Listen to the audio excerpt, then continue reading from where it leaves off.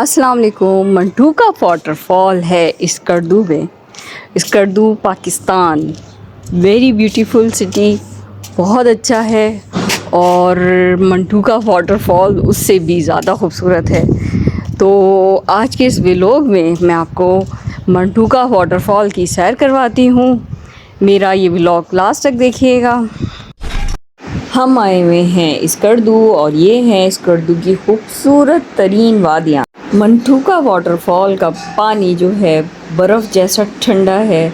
आप दूर से ही इसकी ठंड को, इसके स्प्रे को महसूस कर सकते हैं। ये काफ़ी ऊंचाई से बहुत तेज़ी से जब नीचे आता है तो इसका प्रेशर बहुत होता है, तो आप इसके नीचे बिल्कुल भी नहीं खड़े हो सकते।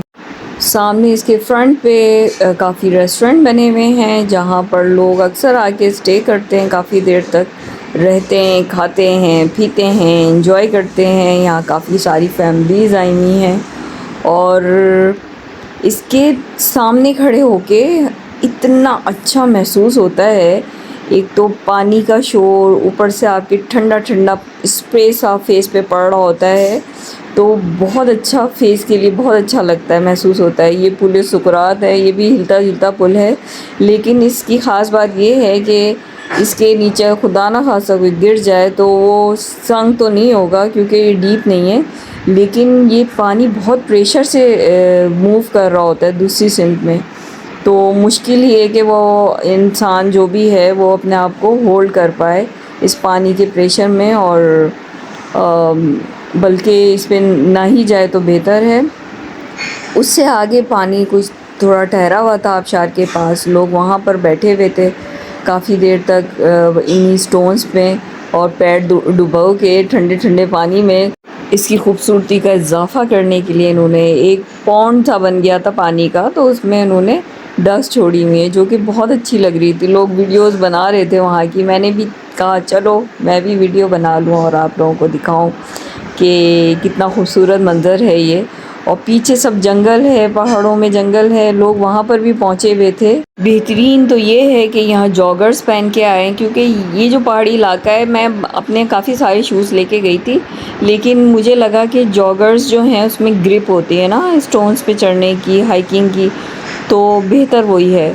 लेकिन जब आप ऐसी जगह जाते हैं जहाँ वाटरफॉल होता है तो वहाँ पर आपको दायरे पैर भी डुबोने ठंडे ठंडे पानी में, तो उसके लिए जॉगर्स उतारने पड़ते हैं, सॉक्स भी उतारने पड़ते हैं, वो सारे वेट हो जाते हैं। यहाँ आप देख रहे हैं कि जिसको जहाँ जिस स्टोन पे, बड़े स्टोन पे, रॉक पे जगह मिली है वो वहाँ बैठ गया है और पैर डिबो डिबो के बैठा हुआ है। और वाटरफॉल जो इसका स्प्रे है ना वो काफ़ी दूर तक जा रहा है और कोई इसके नीचे खड़ा नहीं हो सकता। और एक तो ठंडा बहुत है, ऊपर से प्रेशर बहुत है पानी का, खड़े रह ही नहीं सकते आप, इतनी हाइट से भी तो आ रहा है ना ये पानी। काफ़ी देर तक हम लोग पानी में पैर डिबो के बैठे रहे, फिर बच्चों को भूख लगने लगी तो हमने सोचा सामने ही इसके होटल है, वहाँ चले जाएं और वहाँ कुछ खा लें। लोगों ने ट्राउट फ़िश भी मंगवाई भी थी, यहाँ पर ट्राउट फ़िश भी मिलती है, लेकिन हम खा चुके थे ऑलरेडी और बच्चों का भी मूड नहीं था, उनका डिफरेंट खाने का मूड था।